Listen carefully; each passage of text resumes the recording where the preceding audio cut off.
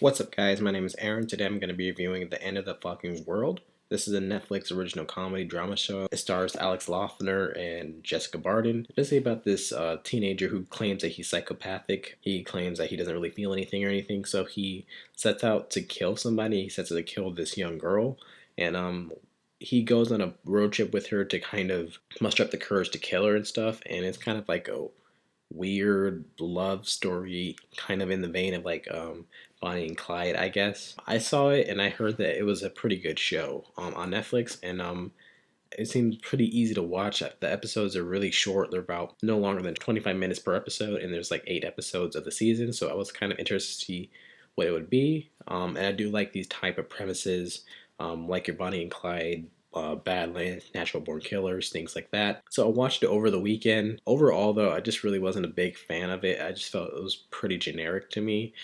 There are some moments to like about it, but I just felt like overall it was just kind of forgettable to me. I think the best thing about this is probably the style. It's kind of like those crime road trip movies, kind of if they were shot by somebody like Wes Anderson or Taika Waititi to me. So it's kind of like an indie dark comedy crime movie in tone. The way that it's shot, it's like almost every single frame is kind of completely symmetrical. It kind of reminded me of a Wes Anderson movie or like a Taika Waititi movie, something like Moonrise Kingdom or Boy. I also like that they kind of have like a shift in aspect ratio whenever a flashback would happen. I thought that was a kind of a cool touch. There's kind of like a timeless quality about this show, kind of like a Moonrise Kingdom or Boy.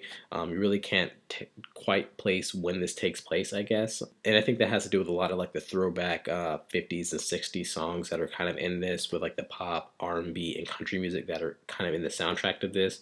I think the soundtrack to me is the best thing and the most consistent thing about this show. Even the architecture to me kind of like looks like it could take place in any time, but I just think it's more of like an England thing because I feel like this is how all those buildings kind of are to me. I feel like the style of it and like I guess kind of the tone was probably the most appealing thing about the show. And I do think the acting for the most part is pretty good for the two leads. Even though the characters to me are kind of one-dimensional and generic, I feel like the actors are so talented in their roles that like they give the illusion of the characters kind of being fleshed out. I think Lawther kind of really kind of nails the general essence of this like disturbed young teenager. Like he's just dead on the inside.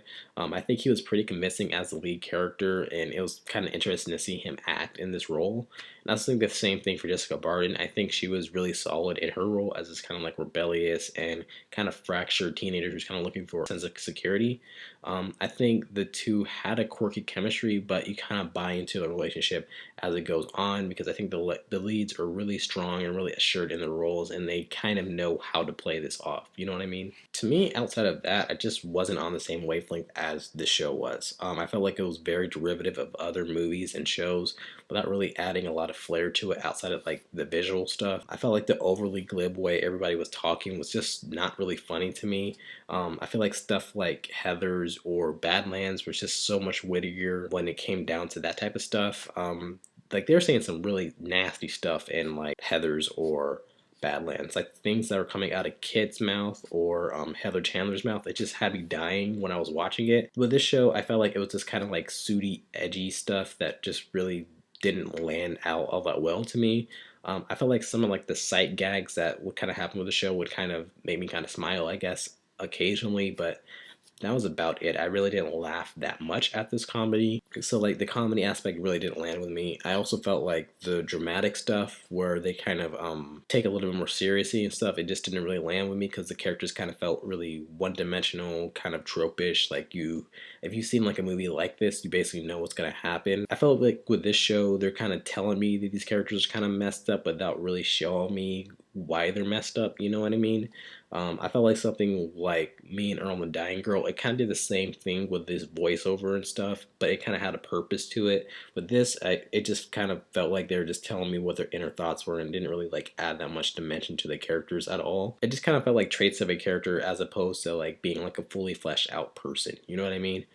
Because of that, I was more interested in the cops that are looking for the runaway kids because they actually felt like real people, and I was kind of wondering what was going on with them. You know what I mean? And I also thought that it was just really super predictable and kind of generic. The backstories that James and Alyssa are kind of given are very generic and very cliche to me.